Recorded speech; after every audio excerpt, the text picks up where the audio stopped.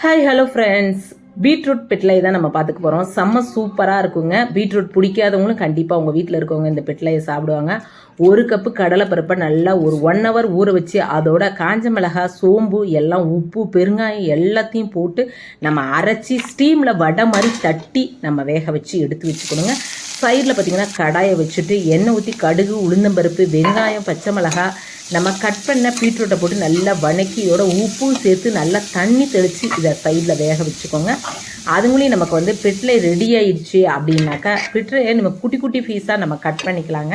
இதுலேயே உப்பு, காரம், நம்ம சோம்புலாம் போட்டிருக்கறனால இது ரொம்ப டேஸ்டியாக இருக்கும். இந்த பெட்லை பசங்க அப்படியே நீங்கள் கொடுத்தீங்க அப்படின்னாவே அள்ளி அள்ளி சாப்பிட்டுக்குவாங்க.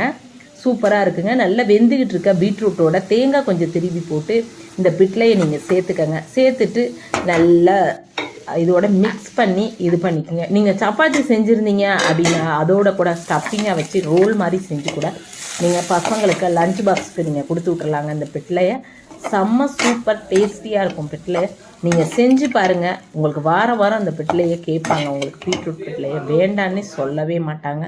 சூப்பர் டேஸ்டியாக இருக்கும். தேங்க்யூ.